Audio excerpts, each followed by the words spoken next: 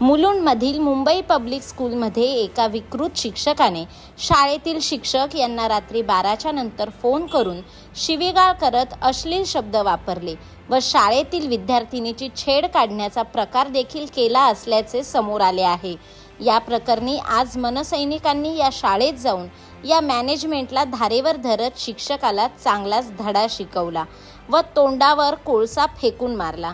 या प्रकरणी मुलुंड पोलिसांनी या विकृत शिक्षकाला ताब्यात घेतले असून अधिक तपास पोलीस करत आहेत।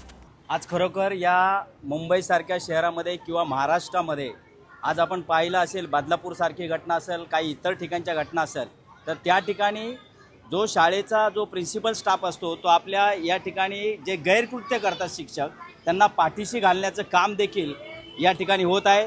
आज या बृहन्मुंबई महानगरपालिकेच्या मुलुंडच्या विजयनगर ही म्युनिसिपल शाळा आहे, तर त्या ठिकाणी एक विकृत असा सर होता की तो मध्यरात्री शिक्षक स्टाफ जो महिला शिक्षक स्टाफ आहे त्यांना फोन करायचा, तुम्ही कशा आहात, काय आहात, मला तुम्ही खूप आवडता, तुमच्या कानातलं खूप आवडतं, अशा त्यांच्या तक्रारी होत्या।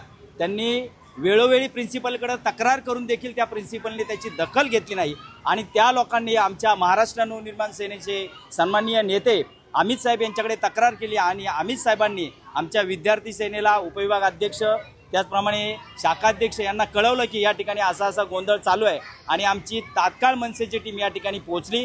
जो सावळा गोंधळ होता तो आम्ही पोलिसांच्या निदर्शनास आणून दिला आणि या ठिकाणचे वरिष्ठ पोलीस निरीक्षक यांनी तात्काळ या ठिकाणी येऊन त्याची कानउघडणी केली, त्याला ताब्यात घेतलं, त्याच्यावर गुन्हा नोंदवला आणि आम्ही महाराष्ट्र नवनिर्माण सेनेच्या वतीने त्यांना ताकीद दिली की यापुढे जर अशा काही घटना घडल्या तर त्याचं काळं तोंड केलं जाईल आणि त्याला योग्य ती शिक्षा दिली जाईल। हा या ठिकाणी आम्ही त्यांना शाळा प्रशासनाला त्या प्रिन्सिपलला निर्वाणीचा इशारा आम्ही या ठिकाणी दिलेला आहे। परत जरी अशा घटना आमच्या निदर्शनास आल्या तर त्याला तुडवल्याशिवाय मनसे राहणार नाही, हा निर्वाणीचा निशाणा आज या ठिकाणी आम्ही देत आहोत। व खरं या ठिकाणी म्हणायला लागेल, ज्या प्रिन्सिपल होत्या त्या प्रिन्सिपल म्हणाल्या की यांनी मला त्याचा राजीनामा दिला, पण त्या प्रिन्सिपलनी त्याचा राजीनामा नाही स्वीकारला, ही दुर्दैवाची गोष्ट आहे। खरं तर या प्रिन्सिपलवर कारवाई करायला पाहिजे। या प्रिन्सिपलचं पण असं म्हणणं होतं की आम्ही चेंबूरला जे अधिकारी बसतात त्या ठिकाणी आम्ही याचा पाठपुरावा केला होता, पण त्या चेंबूरमध्ये असणाऱ्या प्रशासनाने देखील त्याची नोंद घेतली नाही, ही खूप दुर्दैवाची गोष्ट आहे।